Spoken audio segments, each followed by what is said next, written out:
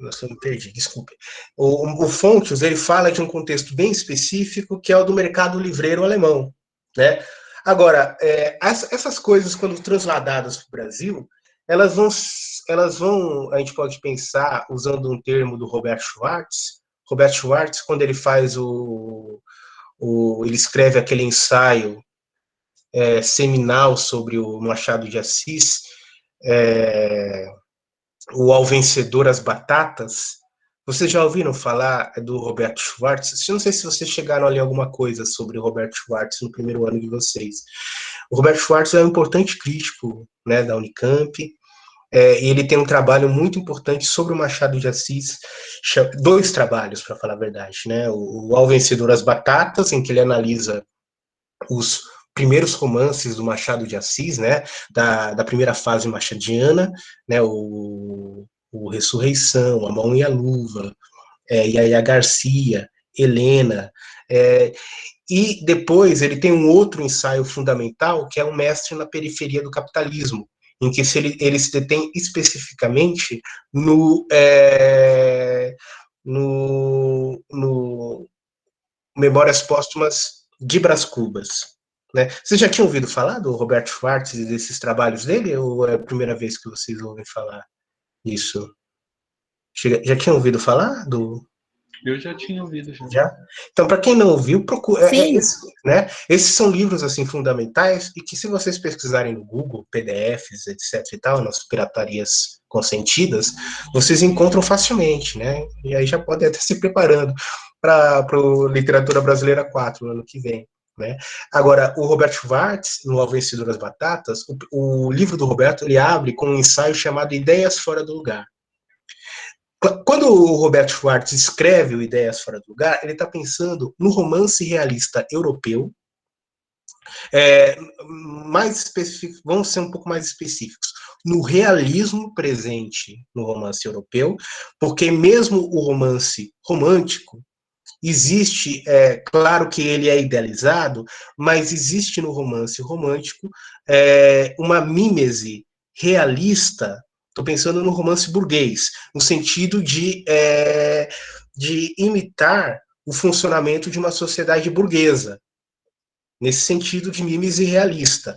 Então, mesmo quando a gente lê, por exemplo, um Field, um Tom Jones, que existe um pouco de idealismo ali, mas a gente pode até chamar de realismo inglês do final do século XVIII, né, para você ver como essas classificações elas são problemáticas.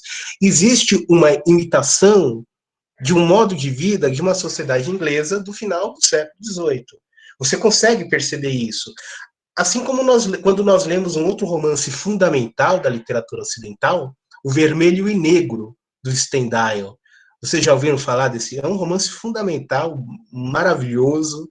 Como eu dizia, como eu costumava dizer para os meus alunos do ensino médio, antes de morrer, leiam esse romance, é imprescindível, um dos grandes romances da literatura ocidental, né? O Eric Auerbach, naquele livro Mimesis, do qual vocês devem ter lido no ano passado, Cicatriz de Ulisses, ele dedica um capítulo a esse romance do Stendhal, O Vermelho e o Negro. Né? E ele diz uma coisa fundamental, que nesse romance do Stendhal nós conseguimos perceber ali uma situação histórica muito bem definida, que é a França pós-napoleônica, do período de restauração, e nós temos um personagem inserido nesse momento histórico. Então, nós temos uma mímese do funcionamento de uma sociedade, do período da restauração francesa, e uma mímese também do funcionamento, da questão histórica, né, que todo o contexto histórico que serve de sustentação ao romance. Essa questão da mímese é importante. Por quê? Porque as vanguardas elas vão atacar esse dado da representação mimética. O Roberto Schwartz, ele nota que quando, por exemplo, José de Alencar traz para o Brasil essa forma do romance burguês, como eu falei para vocês na aula passada, o romance é uma forma de representação da sociedade burguesa. Né? Tanto que uma questão fundamental no romance burguês é o núcleo familiar. E o que sustenta o núcleo familiar? É o casamento. E qual é o maior perigo que esse núcleo familiar corre? O adultério. Por isso que o adultério é um tema, tanto o adultério como aquilo que está à margem da sociedade, vejam só, à margem do sistema social padrão burguês, a prostituição, por exemplo, isso daí representa um problema, um perigo para esse núcleo familiar burguês que é a família. Então, a gente vai ter personagens que são prostitutas, né? A Dama das Camélias, pensando no Alexandre Dumas, né? A Lucila, pensando no José de Alencar, né? Então, são sempre tematizações envolvendo o quê? Questões relacionadas a um núcleo familiar burguês, né? Agora, quando o José de Alencar traz isso lá de uma situação histórica específica, que é a Europa burguesa, pós-industrial do século XIX, para um Brasil, vejam só, um Brasil que ainda é uma monarquia pretensamente parlamentar. Vocês devem se lembrar que havia aqui no parlamentarismo brasileiro o poder moderador, e o poder moderador ele dava certos poderes, havia certa força concedida ao imperador para que ele agisse, quando quisesse, como um monarca absolutista. Como Dom Pedro II fez no final da década de 1860, quando a escravidão estava prestes a ser abolida no Brasil. E ele deu um jeito de substituir e colocar um primeiro-ministro Saquarema, conservador, um golpe, né? O Brasil está acostumado a ver golpes. Então, além de ser uma monarquia muito sui generis, né, o Brasil ele também não era um país industrial. Era muito pelo contrário. O liberalismo brasileiro é um liberalismo às avessas. E aí até uma história para a gente pensar, por exemplo, havia um deputado Saquarema, os Saquaremas eram os conservadores, e contra os Saquaremas havia os liberais, que eram os Luzias. Vocês chegaram a aprender essas coisas lá nas aulas de história que vocês tiveram no ensino médio? Quase não se fala muito desse período, né? Acho que eles querem que a gente esqueça mesmo, né? Mas, enfim, havia um deputado Saquarema, gente, eu esqueci agora, Bernardo, enfim, não vou lembrar agora. Mas num discurso na Câmara, ele disse o seguinte, que a escravidão era responsável pela ilustração do Brasil. Aí ele foi explicar.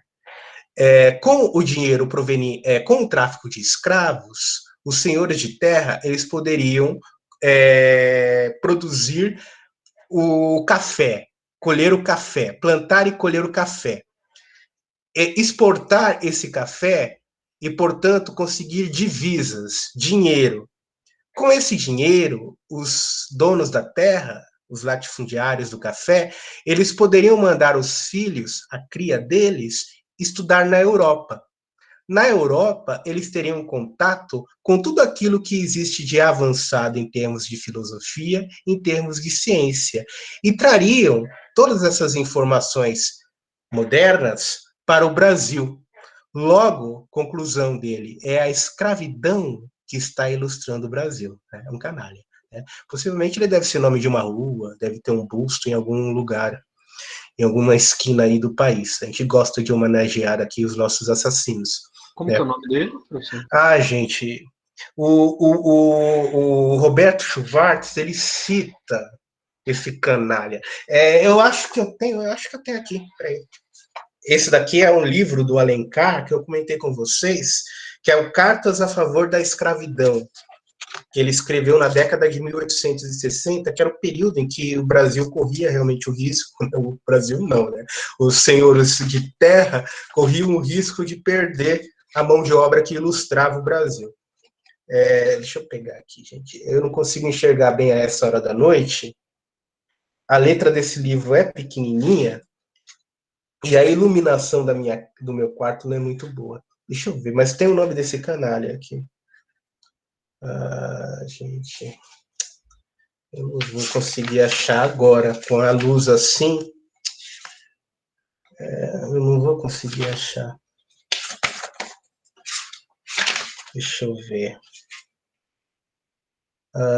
Estava aqui.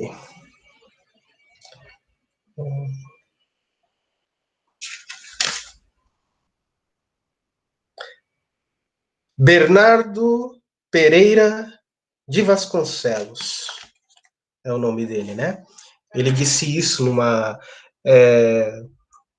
acho até se vocês vão até encontrar a Wikipédia dele, se vocês pesquisarem aí, para vocês verem, ter uma ideia. Né? Era esse tipo de gente que era elite que governava. Achou? Sim, Bernardo Pereira de Vasconcelos. Bernardo Pereira de Vasconcelos. Se quiser, pode até colocar no chat para as pessoas colocarem aí, darem uma olhada, né? Era esse tipo de gente que governava o Brasil. Então, veja, o Brasil estava muito distante de ser um país com uma burguesia capitalista, industrial, e essa coisa do capitalismo industrial, é importante pensar nisso, ele cria um outro tipo de exploração, que é a exploração do operariado, percebe? É muito bonito aquela bandeira da Revolução Francesa, igualdade, liberdade, fraternidade. Foi com essa bandeira que a burguesia cortou a cabeça do rei, lá na França. Vocês devem se lembrar disso. Né? Agora, em 1848, as jornadas de junho que aconteceram na França, quando o operariado saiu às ruas francesas para exigir melhores condições de trabalho, para exigir salários respeitáveis, a burguesia capitalista francesa colocou a sua frota de policiais, né, a PM da época, né, vocês sabem que a força policial ela existe para manter a ordem de uma elite, colocou essa força na rua, né, para reprimir violentamente o operariado que pedia melhores condições. Aí, veja só como é complicado isso, toda aquela bandeira de igualdade, liberdade, fraternidade, provou-se que, na verdade, era uma ideologia de classe, ideologia da classe burguesa.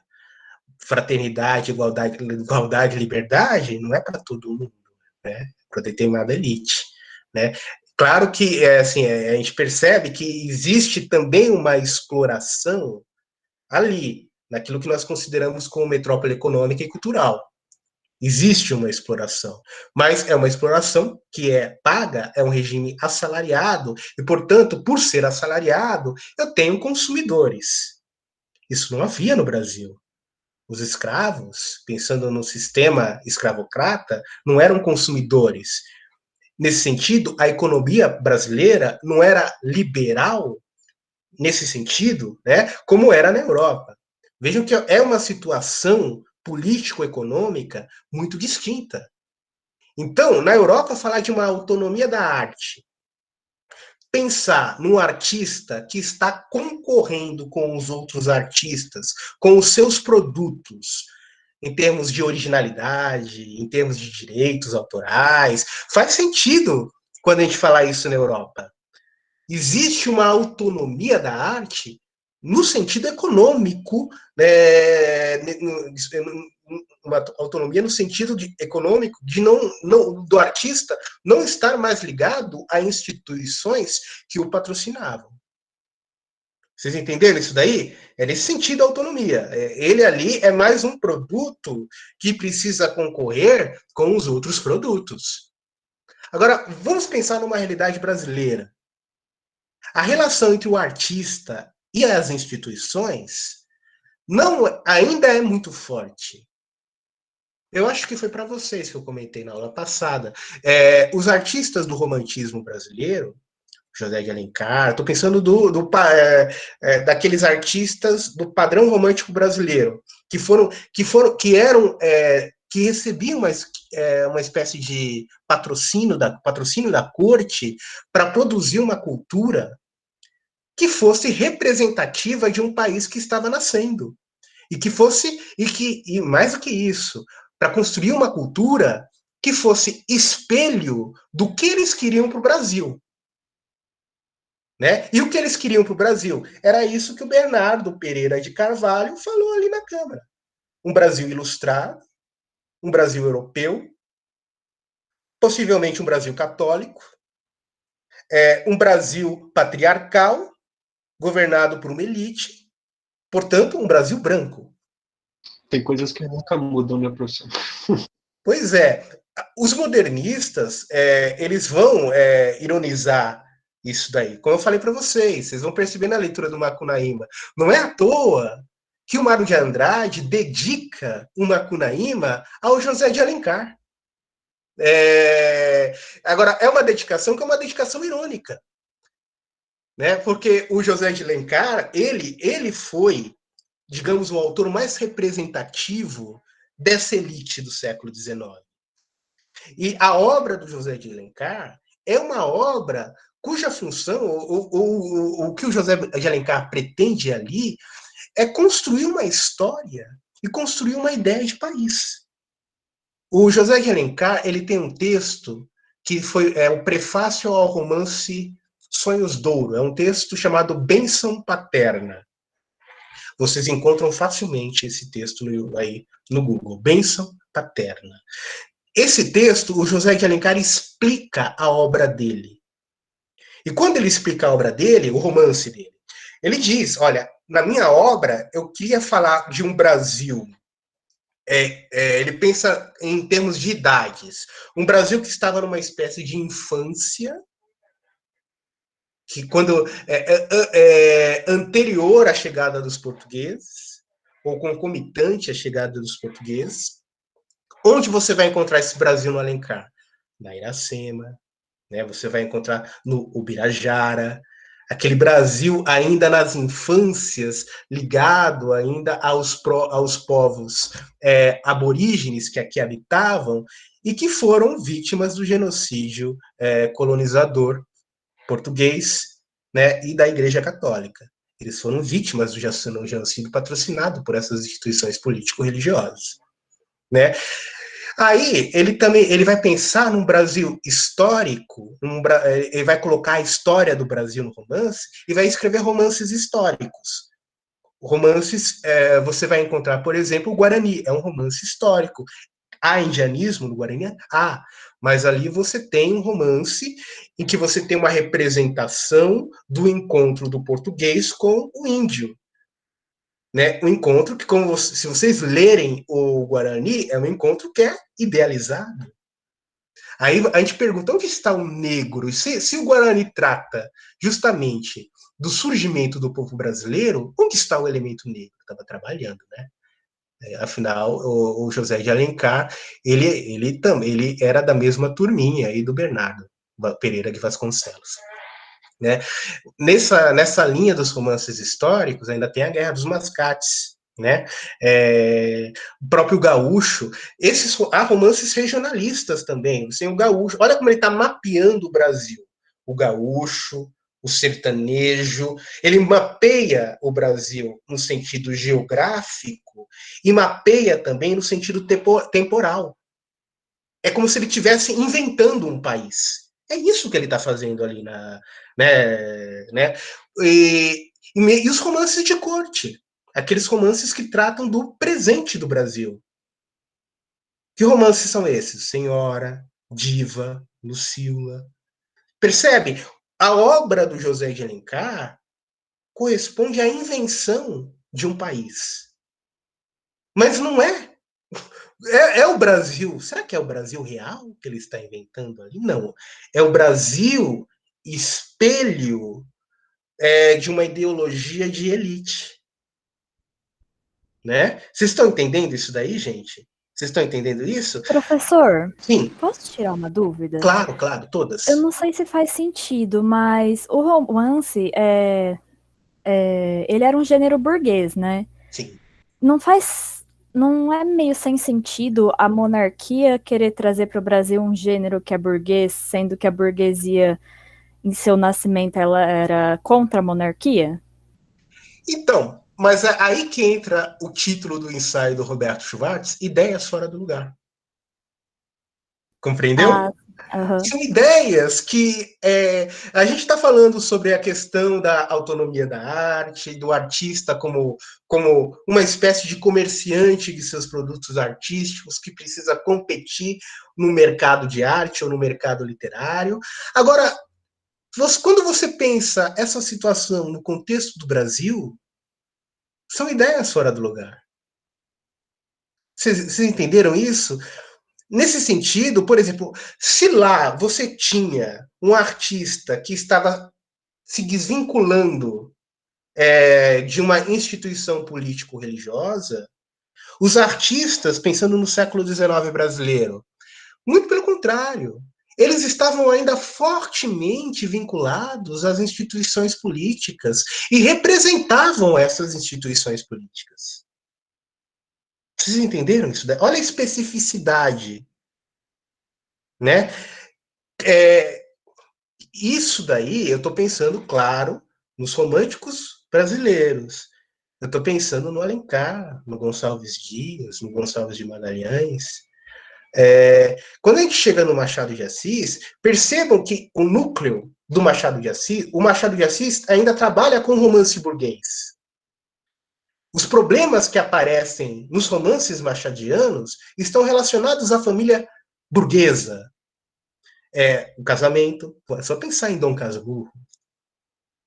O adultério, a gente lembra de Dom Casmurro também. Agora, o Machado de Assis ele já faz isso de um outro modo. E claro que aí seria uma aula sobre Machado. E para quem tiver curiosidade, eu indico o livro do Roberto Schwartz, Um Mestre na Periferia do Capitalismo, em que ele trabalha justamente com essa especificidade de como o Machado lê a transposição de uma estética burguesa para um Brasil que não é burguês, que não é liberal. Vocês entenderam isso daí? Professor, qual o nome Sim, do livro? obrigada. Um Mestre na Periferia do Capitalismo, do Roberto Schwartz. Obrigado. Eu acho que vocês encontram também facilmente aí nos Googles e tal, né? Vale muito a pena, gente. É uma coisa assim, quando vocês chegarem em Literatura Brasileira 4, aí vocês vão ter um semestre só sobre Machado, praticamente, né? Quando eu dou Literatura Brasileira 4, eu trabalho com Aloysio Azevedo, Machado, e aí eu escolho o Cruz de Souza ou Augusto dos Anjos. Mas a base mesmo é o Machado. Aí vocês vão ver toda a ironia com que ele trata, não só os temas, a ironia com que ele trata a forma realista do romance. Porque o Machado não é realista. Né? Mas aí fica como provocação para vocês. Tá? Tudo bem até aqui, gente? Agora, a gente tem que pensar que quando isso chegar nos modernistas brasileiros, eles vão ter que trabalhar com esses problemas. Né? Por isso que às vezes é complicado falar de modernismo sem ter visto o que antes aconteceu na literatura e na arte brasileira. Eu acho meio esquizofrênico esse jeito né, enfim, do programa trabalhar, mas vamos tentar aí. O importante é que se vocês estão entendendo o problema da especificidade brasileira. Tudo bem, gente? Sim, o problema é que... desculpa. Desculpa, quem está falando? É o Marcos. Sim, Marcos. O problema é que são brasileiros que vão para a Europa e daí voltam europeus, porque já são europeus morando aqui, basicamente, né? Esses caras que conseguem. E eles não entendem a situação do Brasil, eles acham que aqui é Europa, que é parte daquilo que eles... né? Talvez não é que eles entendam, mas que eles querem transformar o Brasil de acordo com a ideologia deles. Eles querem europeizar o Brasil segundo o que eles aprenderam lá fora e trazer, vem com um monte de ideia maravilhosa, vamos, né? Sim. Isso vai ficar muito claro quando a gente lê o Macunaíma e quando a gente pegar alguns poemas da poesia pau-brasil do Oswald. Isso vai ser um problema para os modernistas também, porque hoje eu vou falar um pouco das vanguardas históricas, nós vamos ver os quadros hoje. E, assim, os modernistas, eles vão trazer A vanguarda. E o que é a vanguarda? A vanguarda é uma reação à arte burguesa, ao funcionamento da arte numa sociedade burguesa, capitalista e industrial. É isso que é a vanguarda. Agora, veja só, olha só que coisa, olha como a ideia também é fora do lugar. Eles vão trazer a vanguarda para o Brasil, para um país que nunca foi burguês, que nunca foi capitalista e que nunca foi industrial. Vocês estão compreendendo o problema? Parece fora de contexto, né? Mas aí que tá. No artista bom, isso se torna produtivo. Porque ele percebe o problema e transpõe o problema para a obra dele. É o que fez o Machado de Assis, é o que não fez o José de Alencar. E é o que vai fazer o Mário de Andrade, é o que vai fazer o Oswald, percebe? É o que vai fazer a Patrícia Galvão, a Anitta Malfatti, de Cavalcante.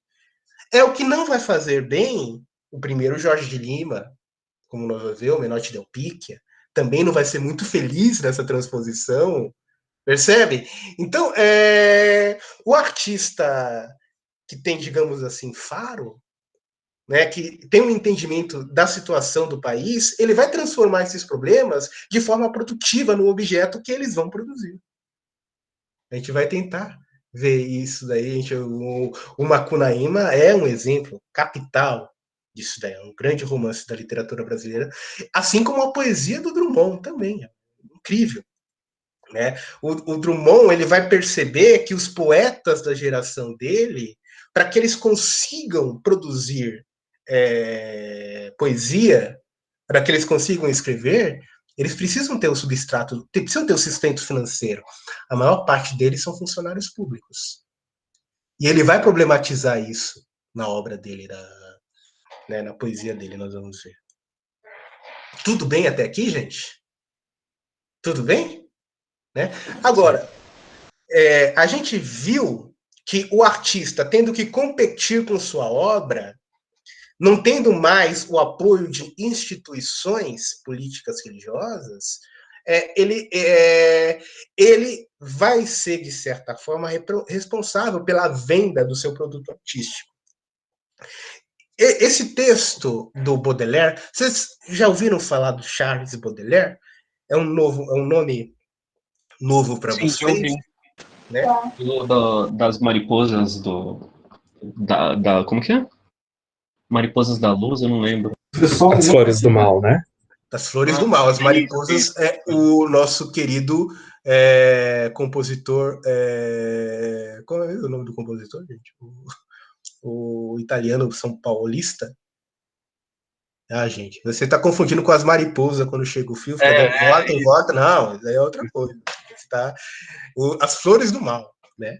Lá, as Flores do Mal não se citam maus por não conhecerem o Baudelaire, gente. Eu, quando entrei na faculdade, eu não sabia quem era Baudelaire. Né? Eu descobri quem era Baudelaire no segundo semestre, eu acho, terceiro semestre, quando o professor começou a falar de Baudelaire e não falou para ninguém quem era Baudelaire, né? Alguns sabiam, eu não sabia, fui descobrir depois, então não se sintam envergonhados por causa disso, né? Mas o Baudelaire, ele é importantíssimo para a literatura, é importantíssimo para a poesia moderna. Ele tem um livro capital chamado As Flores do Mal. Existe uma boa tradução das Flores do Mal para português, que saiu na Companhia das Letras, bilíngue, com uma excelente tradução e com uma excelente um prefácio, tudo aquilo que você precisa ter para saber quem é Baudelaire. Eu indico para quem tiver interesse.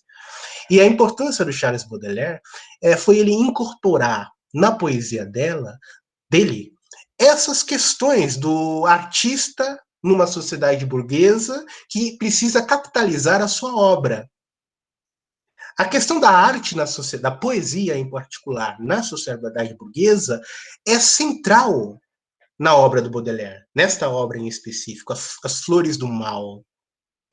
Olha, até o título, as flores. A flor é uma tópica poética, geralmente associada ao amor, à beleza, né? As flores são uma tópica poética. No caso do Baudelaire, são as flores, mas são as flores do mal, né? E o poeta, ele é um poeta que recebe a sua inspiração de Lúcifer, né? Do diabo, né? Porque isso também são as flores do mal. Quem tem um texto fundamental sobre a poesia do Baudelaire, que vocês também encontram facilmente, é um texto do Walter Benjamin, um poeta no capitalismo. Gente, eu esqueci o nome do texto. Se vocês digitarem Walter Benjamin, Baudelaire, vocês vão encontrar. Eu ia falar deles para você, acabei esquecendo. Mas essas questões do poeta tendo que sobreviver numa sociedade capitalista é tematizado não só nas Flores do Mal, como em outros textos dele, nos poemas em prosa. E nesse que é um texto pouquíssimo conhecido, que ele é pequeno, eu deixei para vocês lá na plataforma e que é possível ler para vocês aqui. Olhem só, gente, olha a ironia fina. Vocês estão enxergando aí, tá? Né? Deixa eu só desligar a câmera para conseguir ler isso daqui, que eu não copiei para o meu dispositivo. Vejam aí. Como pagar as dívidas quando se tem gênio? Vocês lembram da ideia de gênio que eu discuti com vocês? O que era o gênio no pensamento romântico e o significado do gênio no contexto da criação artística pós-revolução industrial, né? O gênio é aquele que produz a sua obra sem o esforço do trabalho, como se a obra chegasse a ele. Acho melhor ligar. Como se a obra chegasse a ele quase que por um milagre, vindo diretamente das musas, ou pensando como Sócrates, são aqueles demônios, né, que falam na orelha dele, e a obra nasce sem qualquer esforço, né, colocando a criação artística como algo alheio ao mundo do trabalho. Vocês se lembram isso? Desse conceito que está lá em Kant? Então, não é à toa que ele está usando essa palavra aí. Como pagar as dívidas quando se tem gênio, né? Parece texto de coach, né, do século XIX, mas vocês vão ver que não é, né? Olha aí. Relataram-me essa história com o pedido de que eu não a passasse a alguém. É por isso que desejo contá-la a todo mundo. Ele já começa ironicamente, né? Ele estava triste, a julgar pelas sobrancelhas franzidas, a larga boca menos inflada e menos bicuda que de hábito, e pelo modo entrecortado de pausas bruscas com que galgava a dupla passagem coberta da ópera. Estava triste. Era ele mesmo. Olha a descrição, gente. Era ele mesmo, a mais poderosa mente comercial e literária do século XIX. Ele, o cérebro poético atapetado de cifras como o gabinete de um financista. Era ele mesmo, o homem das falências mitológicas, das empresas hiperbólicas e fantasmagóricas, cuja lanterna de sempre se esquece de acender. O grande caçador de sonhos, incessantemente à procura do absoluto. Ele, o mais curioso, mais pândego, mais interessante e mais vaidoso dos personagens de A Comédia Humana. Ele, esse original, tão insuportável na vida quanto delicioso em seus escritos. Esse meninão entumecido de gênio e vaidade, senhor de tantas qualidades e de tantos defeitos que a gente hesita em repelir, uns por medo de perder as outras, e de assim estragar essa incorrigível e fatal monstruosidade. Ele está descrevendo. Quando ele descreve esse personagem aí, o que vocês notam nessa descrição desse personagem? Vocês notam alguma coisa de interessante nessa descrição, gente? E aí? Ele fala, né, de um sujeito que quer alcançar o absoluto, né? Que tem uma genialidade enorme. Isso é descrição do quê, gente? Seu diabo. Não necessariamente não pode ser do diabo, mas não necessariamente. Só com esses dois foi o que eu pensei, desculpa. Tá se achando. Tá se achando, mas por que ele está se achando? Quem que tem uma genialidade estupenda? quer alcançar e abraçar o absoluto. É um artista. É um artista. Ele é um artista, dotado de uma genialidade. Percebe isso? É um artista tal como a sociedade burguesa concebe. É Byron, né? É um pândego também. Quando alguém falou do diabo, tá certo também, porque a ligação do artista romântico com o diabo é muito forte. Da criação, né? Os demônios de Sócrates. É uma tópica que é muito usada por esses artistas, né? Os artistas da genialidade, os artistas da inspiração, aqueles que produzem sem suor, né? Alheios ao mundo do trabalho. É ele. Né? Então, vamos continuar aí, vamos ver o que esse grande artista, por que ele estava triste? O que sentia, afinal, para estar tão sombrio, o grande homem para andar assim, queixo colado contra o peito, e obrigar a fronte enrugada a se fazer pele de chagrin? É uma alusão ao romance do Balzac. Não vou entrar nesses detalhes agora. Sonharia com abacaxis a preço de vintém, ponte suspensa em cipós, mansão sem escadaria com tocadouros forrados de musselina?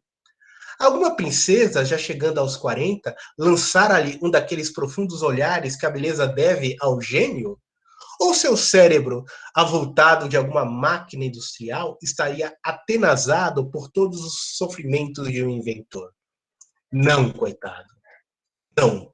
A tristeza do grande homem era uma tristeza vulgar, terra a terra, ignóbil, vergonhosa e ridícula. Ele se via naquela situação mortificante que nós todos conhecemos, em que cada minuto que passa leva em suas asas uma possibilidade de salvação, em que, olhar fixo no relógio, o gênio da invenção sente necessidade de duplicar, triplicar, decuplicar suas forças na proporção do tempo que se encurta e da velocidade que o aproxima da hora fatal. O ilustre autor de Teoria da Letra de Câmbio tinha que pagar no dia seguinte uma promissória de 1.200 francos, e a noite estava bem avançada. O nosso gênio, o nosso artista, autor de grandes obras, ele tem que pagar as contas. Chegou o final do mês. Todos nós sabemos o que é isso. Ele está precisando de dinheiro. É uma situação de um artista. Agora, vejam que é uma situação de um artista e isso é historicamente determinado. A gente não vai... Esse não é um problema, por exemplo, que um Gôngora, um Gregório de Matos, né, um Leonardo da Vinci, Michelangelo vai ter, um Gil Vicente. Não, é um problema específico de um artista numa sociedade burguesa. Vocês perceberam isso daí, gente? Tudo bem? Ele tem que pagar as contas. Cadê? Onde está a genialidade dele para ajudar? Vamos ver. Deixa eu voltar lá, gente. É tão estranho ler na tela, é muito estranho, mas enfim. Aqui. Está aparecendo aí para vocês, né? Acontece às vezes, nesses casos, que o espírito, exprimido, achatado, amassado, esmagado sob o êmbolo da necessidade, né, se projete subitamente da prisão, num jato inesperado e vitorioso. Foi o que provavelmente aconteceu ao grande romancista. Olha só, ele não é um artista comum, ele é um escritor. Escreve romances. Né? A gente sabe da relação forte entre o romance e a sociedade burguesa como mínese, né? Como representação do modo burguês de vida. Pois em sua boca um sorriso substituiu a contração que lhe afligia as linhas orgulhosas. Seu olhar voltou a erguer-se e nosso homem, calmo e sossegado, encaminhou-se para a Rua Richelieu em sublime e cadenciado passo. Subiu a uma casa onde, àquela hora, um comerciante rico e próspero, né, relaxava dos trabalhos do dia, ao calor da lareira e do chá. Foi recebido com todas as honrarias devidas ao seu nome. Então, a gente está vendo que é um romancista, provavelmente ele é conhecido, ele tem nome, afinal, ele foi recebido com honrarias por um burguês comerciante, né? Vejam que não é mais um nobre, né? Não é mais um bispo, é um comerciante risco e próspero, e ele é recebido com honrarias, né? E, ao cabo de alguns minutos, expôs nessas palavras o motivo da visita. Interessa-lhe publicar depois de amanhã no Le Siècle ou no Debat 2 grandes artigos rodapé sobre os franceses vistos por eles mesmos, 2 grandes artigos de minha lavra e assinados com meu nome? Preciso de 1.500 francos. Para o senhor é um excelente negócio. Olha, ele está aí vendendo o negócio dele. A gente já tem uma outra informação que a gente subentende dessa narrativa. Ele está vendendo os artigos dele a um comerciante. É um comerciante que compra artigos. Logo, que tipo de comerciante é esse? Vocês arriscam? É um tipo bem específico de comerciante que a gente pode depender dessa descrição. Que tipo de comerciante é esse? Desculpa. Falando da editora? Um editor. É um editor. Ele está vendendo para um editor, gente. Né? Olha só. Parece que, e aí ele continua. Eu falei e estava justamente no parágrafo seguinte. Parece que o editor, nisso, diferente de seus confrades, julgou razoável o raciocínio, pois a transação foi imediatamente concluída.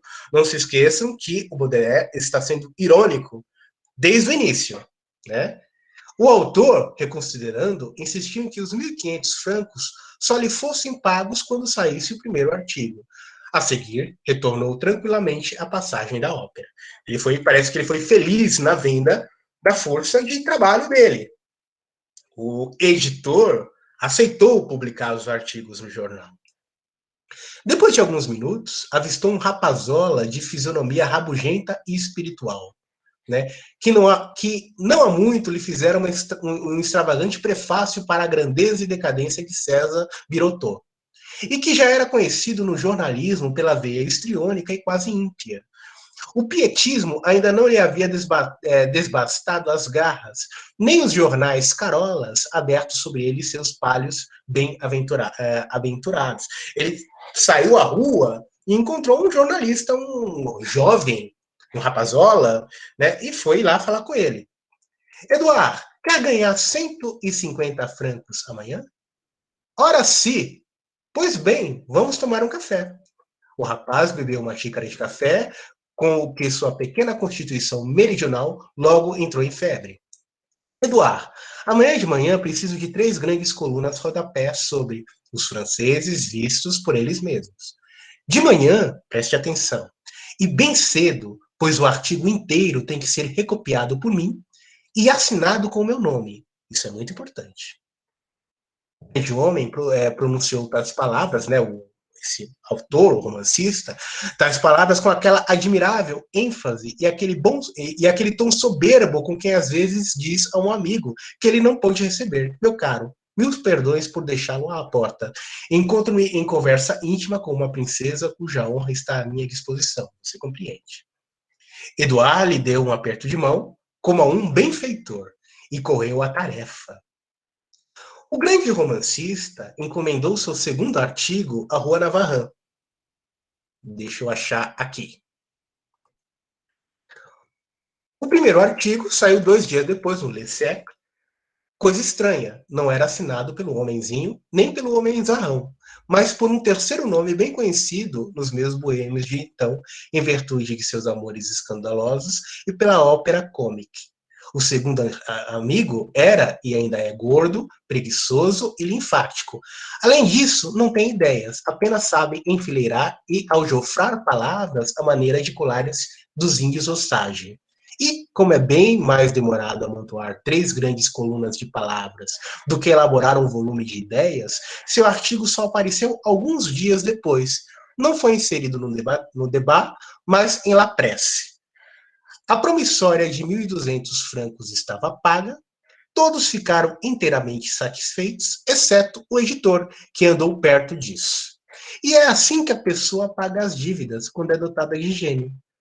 Se algum malicioso achasse de entender isto como uma blague, né, uma piada de jornaleco e um atentado à glória do homem do nosso século, estaria vergonhosamente enganado.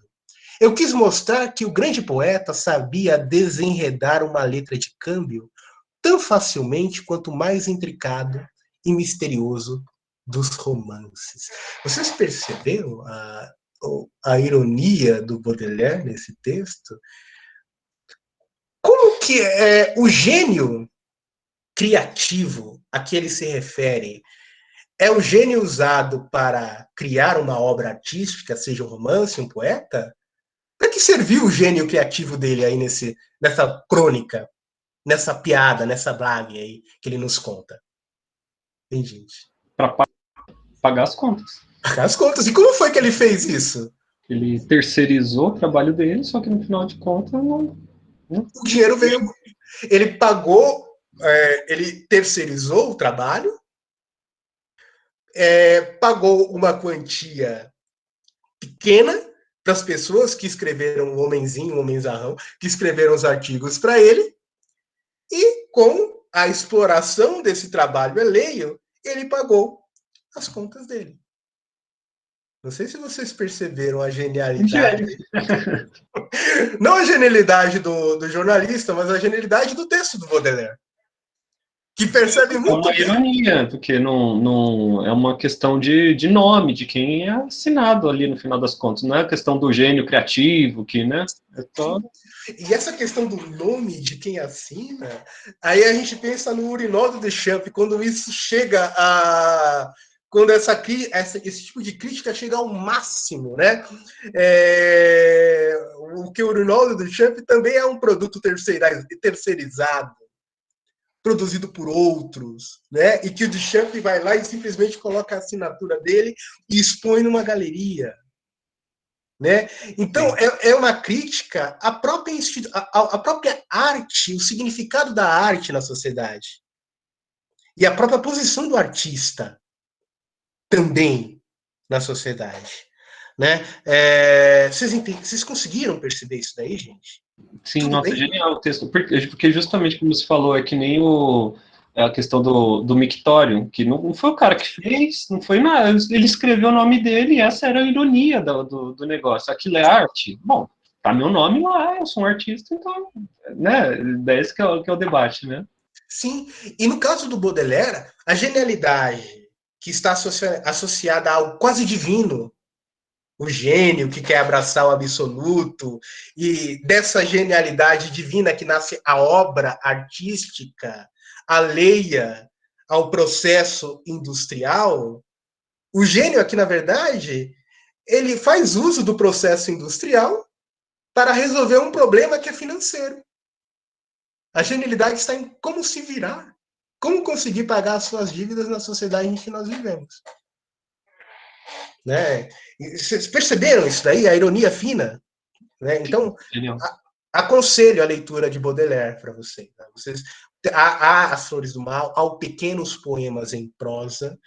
Talvez, assim, para quem quer uma dica, sabe? Quero conhecer mais, procura pequenos poemas em prosa. Talvez seja mais... depois, As Flores do Mal.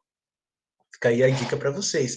Agora, é um artista que tem uma profunda consciência do significado da arte e da posição do artista na sociedade burguesa. Né? Você sugere alguma edição do Pequenos Poemas? Gente, tem a edição da Edra, da editora Edra, que ela é bilíngue e tem uma boa introdução, mas eu não sei se ela está tão simples assim de ser encontrada. Tem essa editora, essa edição, mas eu vou ver, depois eu vou pesquisar se tem uma outra melhor. Mas fica aí uma dica, há textos ali impressionantes. Né? Agora, vejam que a gente, pensando no contexto do Brasil, José de Alencar, Gonçalves Dias, Gonçalves de Magalhães são poetas, romancistas ligados à política brasileira da época. As elites são a elite. Não é o artista que precisa sobreviver de sua obra, que está pensando no século XIX, brasileiro. Embora isso vai continuar, né? Mesmo na literatura, na Belle Époque, mesmo pensando nos modernistas, ainda nós temos aí membros de uma elite, que isso também a gente vai tentar problematizar, né? Há também artistas franceses, obviamente, ligados à elite, mas eles vão também problematizar isso. Mas pensando no caso específico do Brasil, você não vai encontrar um texto assim desses escritores brasileiros ligados à elite, né? Que são patrocinados por uma instituição política. Em compensação, deixa eu fechar essa tela e colocar agora o poema do Álvares de Azevedo. Deixa eu localizar aqui. Ai, gente, eu me atrapalho muito aqui, uma janela. Acho que vai dar. Vai aparecer a apresentação do PowerPoint para vocês em breve. Está aparecendo? Sim. Deixa eu ir para o que me interessa. Aqui. Eu falei sobre os românticos brasileiros e falei que há exceções. Álvares de Azevedo, por exemplo. Quando você pega a obra do Álvares de Azevedo e compara com a dos outros românticos brasileiros, vocês percebem que o Álvares ele não está interessado em construir uma ideia de país, uma ideia de Brasil. Ele não está fazendo poesia indianista. Muito pelo contrário. Ele está imitando e emulando, na verdade, a poesia romântica alemã. Goethe, mais especificamente. Né?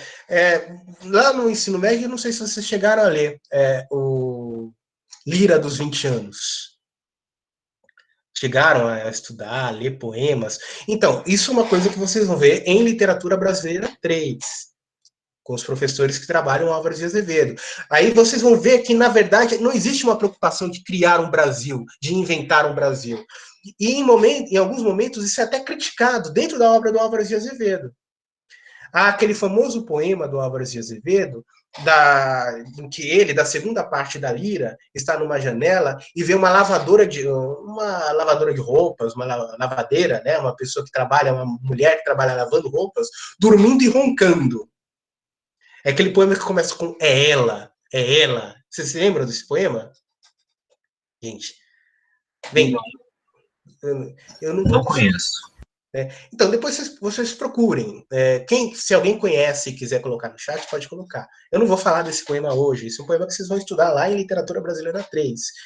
É um poema em que ele está... Não é um poema de amor idealizado. Isso que é interessante na obra do Álvares. A primeira parte da Lira... Olha, a Lira é construída de forma espelhada. A primeira parte é do amor idealizado.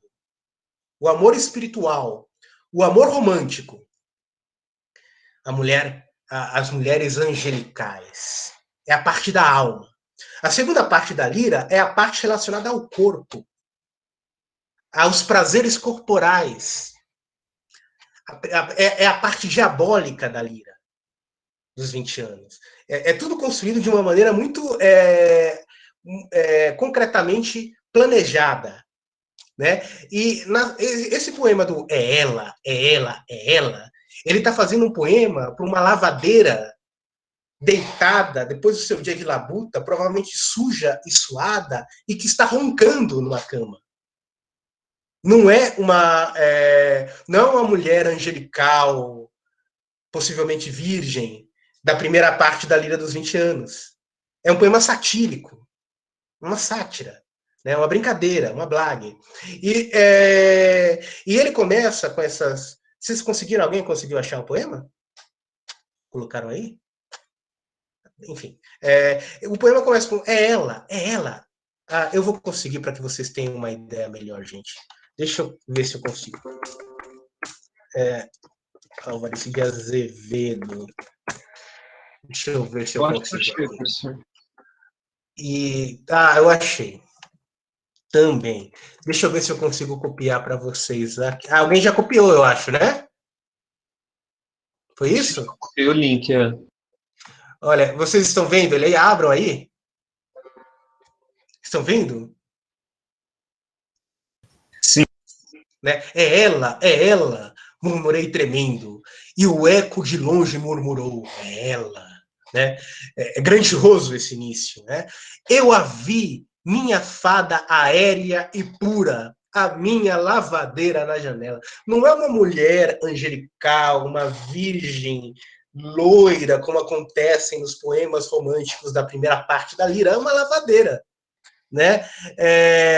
Dessas águas furtadas, onde eu moro, eu a vejo estendendo no telhado os vestidos de chita, as saias brancas, eu a vejo e suspiro enamorado. Ela está lá estendendo roupa. E não é uma roupa, uma seda fina. São roupas de chita. Vocês perceberam? Não é uma mulher idealizada, é mulher real, né? Esta noite eu usei mais atrevido. Nas telhas que estalavam nos meus passos, ir espiar seu venturoso sono, vê-la mais bela de Morfeu nos braços.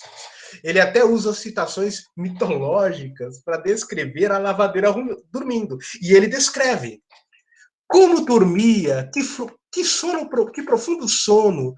Ela dormia, olha só, tinha na mão o ferro de engomado. Como roncava, maviosa e pura. Quase caí na rua desmaiado. Ele tá escrevendo um poema enaltecendo uma lavadeira que está dormindo com um ferro engomado e está roncando. Não é uma mulher idealizada do poema romântico, né? Aquelas mulheres inalcançáveis do amor cortês. Não, é uma lavadeira. E ele começa com é ela, e o eco ao fundo responde. Esse é ela, que o eco ao fundo responde, ele está aí praticamente transcrevendo um trecho de um poema do Gonçalves de Magalhães chamado A Confederação dos Tamoios. O que é A Confederação dos Tamoios? É um poema que o Dom Pedro II encomendou para o Gonçalves de Magalhães, porque assim, todo o país precisava de uma obra literária que representasse o país. Assim como a Itália tem, teoricamente, Dante, assim como a Inglaterra tem Shakespeare, assim como a Alemanha tem Goethe, o Brasil precisava de uma obra, assim como os portugueses têm os Lusíadas, o Brasil precisava de uma obra representativa do Brasil. Aí o Dom Pedro II encomendou. E o Gonçalves de Magalhães escreveu A Confederação dos Tamoios. Uma porcaria. É ruim, péssimo. É um poema épico, assim como se fosse Camões. Péssimo. E existe um trecho em que a Índia apaixonada por um português, está prestes a ser sacrificada, conversa com a natureza, com o vento, né? E o vento responde, é ela, é ela. Ele está ironizando esse trecho do Gonçalves de Magalhães. Ele está ironizando aquilo que está sendo produzido pela elite cultural brasileira da época. Né? Olha como ele está se colocando à margem ao tipo de cultura, arte e literatura que está sendo produzida no Brasil naquele momento. Muito inteligente. Então, o Gonçalves de Magalhães, e há um outro também, uma peça de teatro do Álvares de Azevedo, eu falei Gonçalves, né? Do Álvares de Azevedo, chamada Macário, que tem uma relação muito forte com o Fausto do Goethe, né? com essa coisa do pacto com o demônio.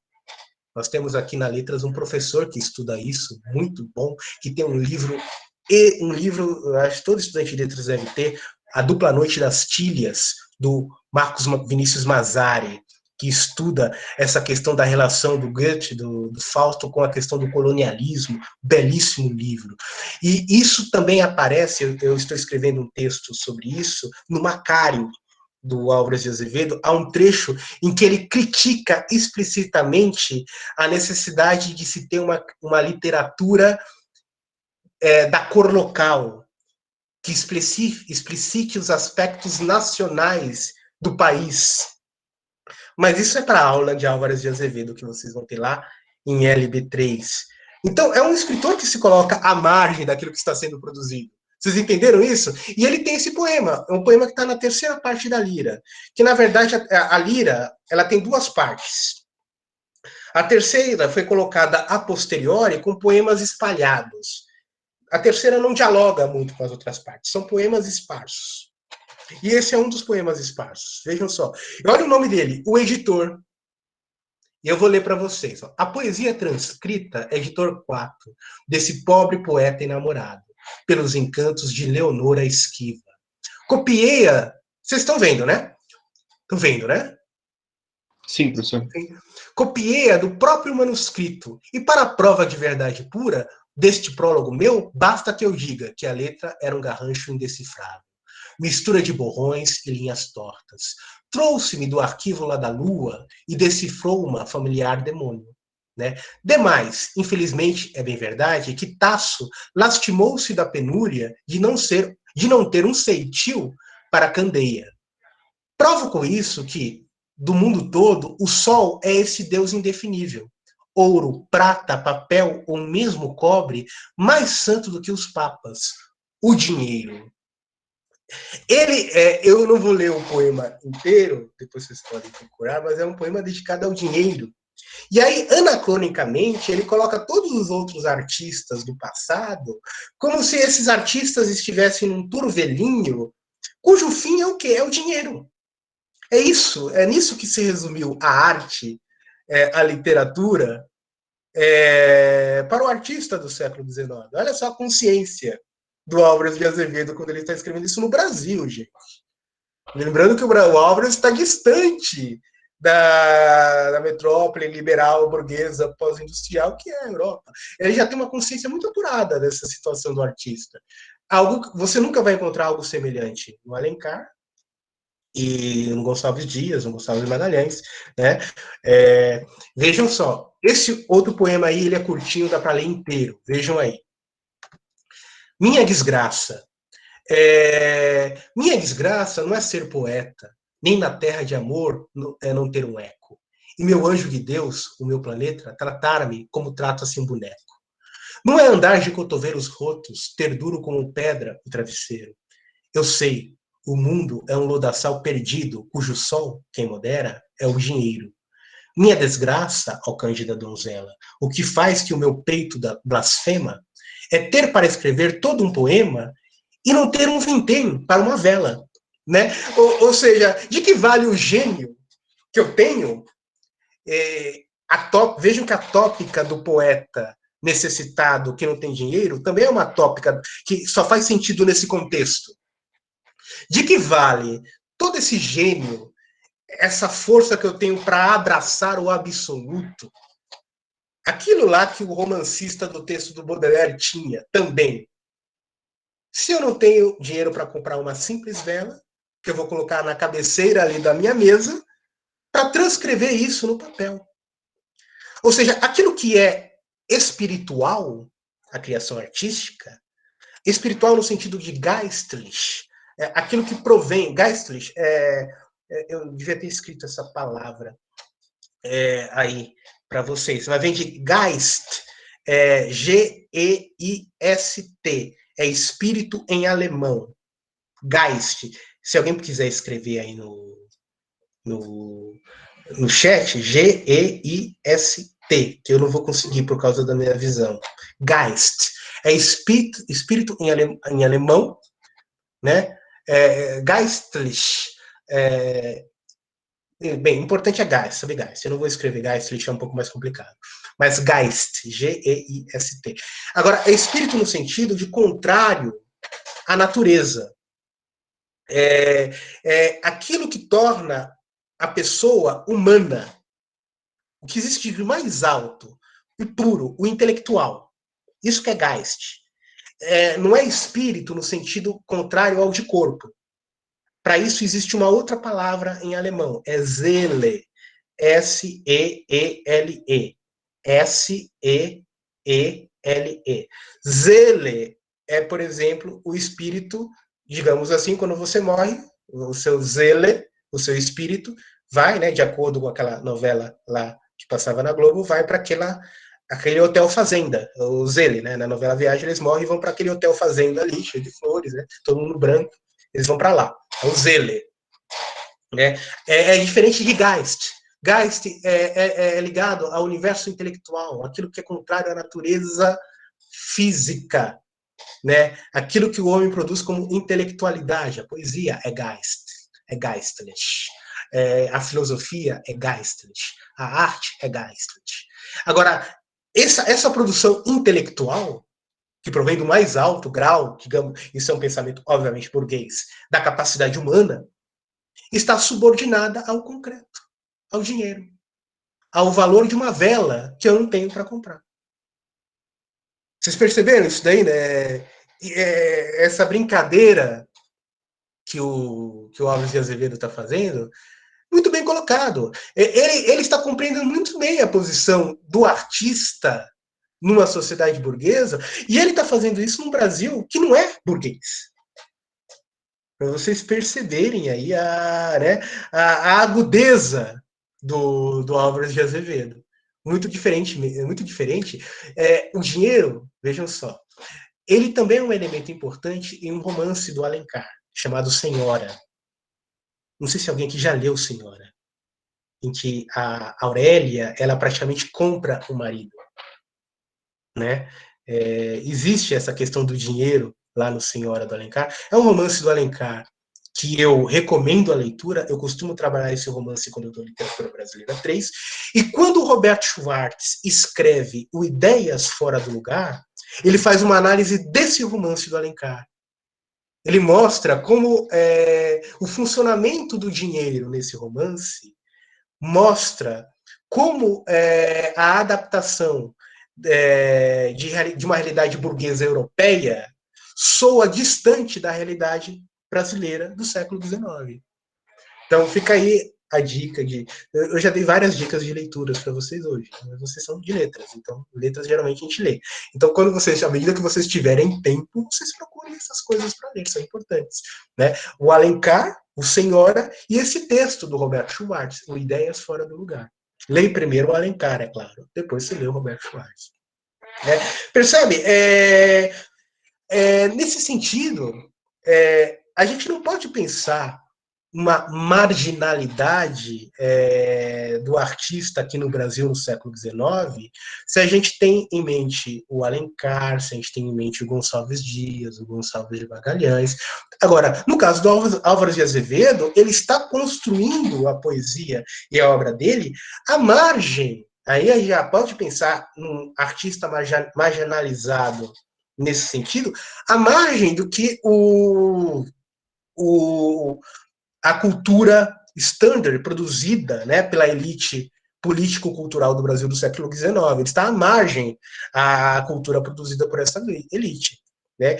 E aí, mais para frente, a gente vai ter um Machado de Assis que vai estar ligado a essa elite, mas que vai mesmo assim conseguir produzir uma literatura e um romance que seja crítico tanto à elite brasileira do século XIX, ele é cruel com essa elite brasileira, e crítico também com a própria forma realista do romance europeu. Né? Aí que está um outro problema que nós vamos que os modernistas vão enfrentar. Porque a briga dos modernistas também está relacionada com a mímese realista. A imitação da realidade que você vai encontrar nas obras realistas. Isso vai ficar claro? Deixa eu colocar... Tudo bem? Alguma dúvida até aqui sobre o poema do Álvares de Azevedo, sobre essas coisas que eu falei até agora, gente? Tudo bem? Professor, sim, claro. Uma pergunta. Como é que o Machado se tornou cânone, já vivo, sendo que ele era crítico a essa elite? Como é que ele se torna cânone pela elite, sendo que ele era crítico à elite? O Machado é um grande mistério. A forma que o Machado usa para escrever os seus romances, eu não digo esconder, mas ela permite que se oculte a crítica mordaz que ele faz a essa elite. A brincadeira formal, quando você pega, por exemplo, um romance escrito por um defunto, ou quando você pega, vamos pensar no Dom Casmurro. Você está lendo Dom Casmurro em 1900 ali. Você faz parte dessa elite. Que leitura você pode fazer de Dom Casmurro? Dom Casmurro é a história de uma adúltera. E só na década de 1960 que nós vamos ter a Ellen Cadwell, né, a americana, a crítica dos Estados Unidos, que vai problematizar essa questão do adultério no Dom Casmurro. Vai problematizar a perspectiva em que o romance é contado, que é contado pelo Bentinho, vai mostrar ali que o Bentinho, na verdade, ele é um advogado.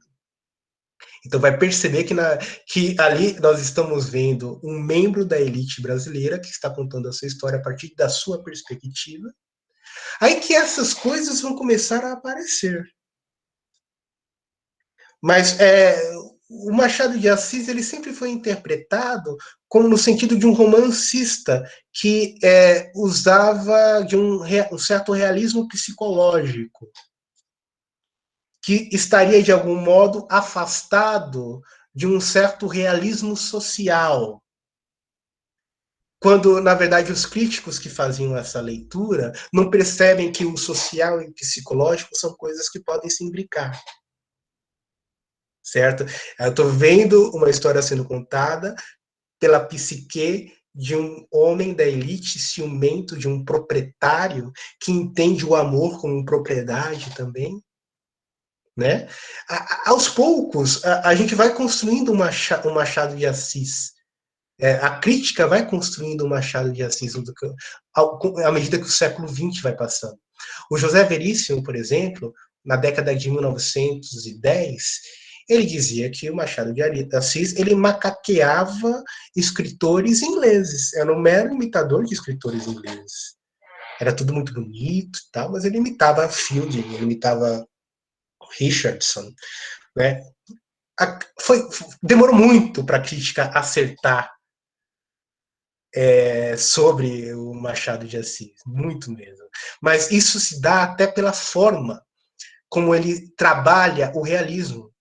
Vou dar um exemplo para vocês, Quincas Borba.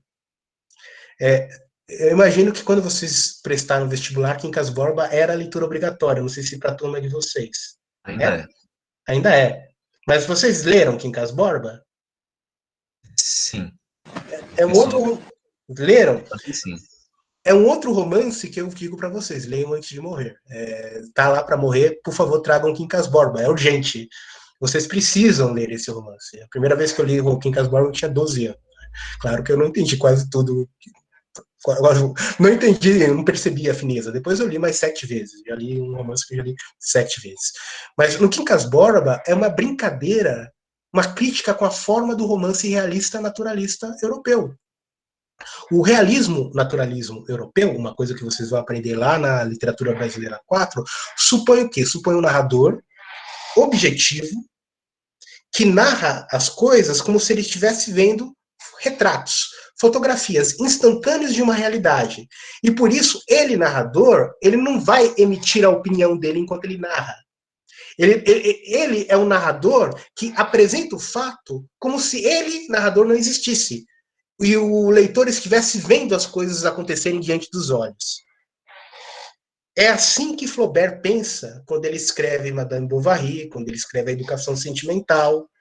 É assim que Zola pensa.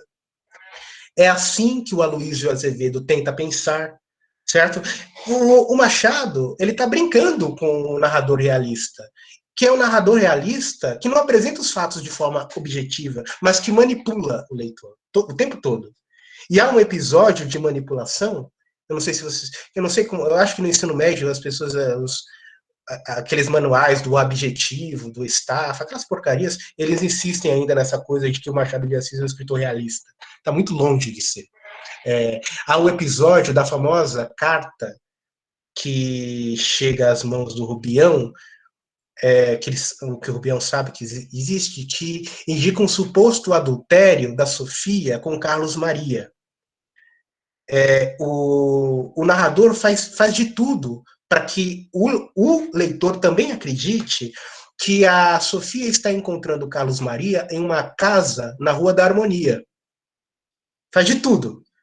Há uma carta misteriosa. Ele usa todos os subterfúgios do folhetim a carta misteriosa, ela entrando num Tilbury disfarçada para ir até a Rua da Harmonia, são sempre o quê? Esqueci a palavra agora. São aqueles elementos de novelescos, folhetinescos, que ele vai jogando, ele está brincando com o folhetim, ele está brincando com o romance realista, a carta, porque todo o romance romântico tem aquela carta que vai revelar tudo, nas novelas. A teledramaturgia, ela é folhetinesca nesse aspecto também. A série americana também é folhetinesca. São aspectos que nos prendem a atenção, todo mundo quer saber o que vai acontecer no capítulo seguinte. Né? Esses romances eram publicados em jornal, em folhetins, e havia ganchos para que o leitor comprasse o jornal no dia seguinte. E esse era um gancho. O que a Sofia estava fazendo na Rua da Harmonia? Será que ela estava realmente traindo o Cristiano Palha com o Carlos Maria, que era o bonitão da história? Né? O Rubião, ele tinha ciúme da Sofia também. Vocês devem se lembrar da história. Aí, no capítulo 106, quando finalmente ele descobre que tudo aquilo não se passou de uma coisa da cabeça dele, o narrador coloca a culpa no Rubião e coloca a culpa no leitor. A culpa é sua também, leitor, que acreditou nisso. Olha só, ele está mostrando como ele, narrador, pode muito bem manipular você como ele quiser, fazer você acreditar nas coisas como ele, narrador, quer que você acredite. Vocês perceberam? Olha só a fineza. E é formal isso daí. O romance, ele é pretensamente escrito como romance realista e ele é, ao mesmo tempo, uma crítica à objetividade realista. Machado de Assis é realista? Está muito longe disso. Vocês entenderam?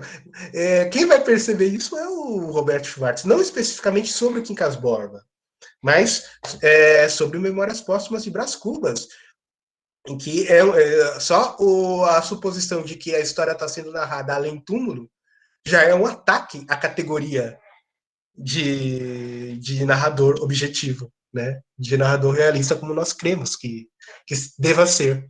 Vocês entenderam isso daí, gente? Né? Mas, enfim, isso porque alguém tinha perguntado alguma coisa sobre o Machado, né? Desculpa, Sim. eu não sei se eu respondi. Respondeu muito bem. Né? Então, vocês estão... É a primeira LB que vocês fazem, a primeira literatura brasileira, e calhou dessa coisa maluca de começar pelo modernismo, mas vocês já podem ter uma ideia que, às vezes, aquelas coisas que nós encontramos, os manuais de literatura, é porque, geralmente, o que se produz para a escola não existe uma comunicação, e isso é culpa da universidade também, culpa também de toda a mercantilização do sistema de ensino.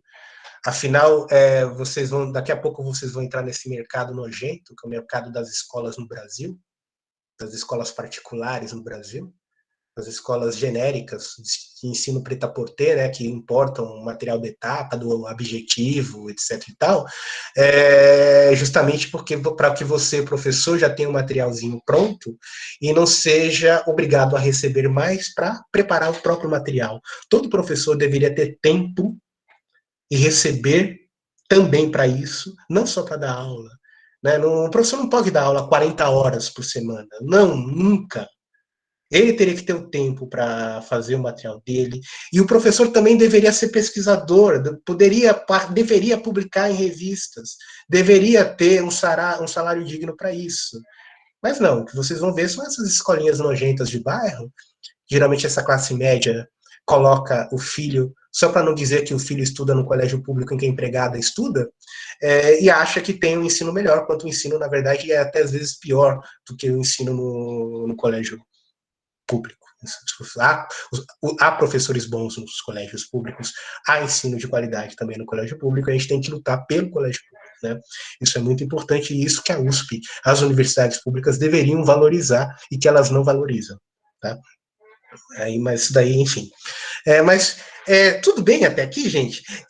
Eu ia entrar agora, já estou chegando nos modernistas brasileiros, eu ia falar aqui das pinturas e dos ataques à mímese para chegar no Homem Amarelo da Anita Malfatti, e aí nós já vamos estar no modernismo no Brasil. Né? Mas não vai dar tempo para fazer isso em 6 minutos. Então, na segunda-feira, vamos ver aí essas pinturas rapidamente. Eu vou mostrar para vocês uma pintura futurista, uma pintura expressionista, uma pintura cubista. Vamos chegar na Anita Malfatti, então, nas vanguardas históricas propriamente ditas, e ver como essas coisas chegaram no Brasil por meio de um discurso que o escritor Graça Aranha fez na abertura da Semana de Arte Moderna. Eu não consegui achar ainda o PDF desse discurso. Eu tenho ele em livro, está no livro do Gilberto Teles, né, esse livro aqui, o Vanguarda Europeia e Modernismo Brasileiro, que tem todos esses manifestos vanguardistas, né? Eu quero ver se eu acho o PDF dele. Porque esse texto do Graça Aranha, ele vai dialogar com 2 manifestos que eu coloquei para vocês lá. O Manifesto Futurista e vários manifestos dadaístas. Então, se vocês querem alguma coisa, o que eu leio para a próxima aula? Leia esses manifestos que eu deixei lá. O Manifesto Futurista, vocês vão ver que vão entender porque ele vai acabar em fascismo, né, quando vocês lerem o Manifesto Futurista. Eu quero ver se eu acho também algum texto do expressionismo para colocar em PDF. Eu tenho aqui no livro, mas eu não achei o PDF. Né? E esses manifestos dadaístas. E com esses manifestos na cabeça, vamos olhar os quadros e vamos chegar na polêmica exposição da Anita Malfatti, em 1917, que vai render um texto virulento do Monteiro Lobato, chamado Paranoia e Mistificação. É a arte moderna chegando a um Brasil que não é burguês, que não é liberal, mas ela está chegando. São as vanguardas chegando no Brasil. Quando o Brasil, as vanguardas que são uma crítica à arte na sociedade burguesa, em um país que não é burguês. A gente vai começar a entender esses problemas, como Mário, né, como Oswald, como Drummond, como Bandeira lidaram com essas coisas. Tudo bem, gente? Tudo bem? Sim. Alguma pergunta, gente? Não. Então, vocês já não aguentam mais, estão cansados, querem dormir. E eu preciso tomar um café para a próxima aula. Tá? Então, finalizo por aqui. Boa noite para vocês. E até. Obrigada, professor. Professor, deixa eu só dizer. Tá claro, claro. A USP precisa de mais professores como você. Não precisa, não precisa. Ah, você precisa. Tchau, pessoal. Até semana que vem. Muito obrigado, professor. Tchau, tchau. Obrigado. Muito obrigada, professor. Boa noite. Tchau, professor. Boa noite. Professor, obrigada. Valeu. Tchau, professor. Boa noite.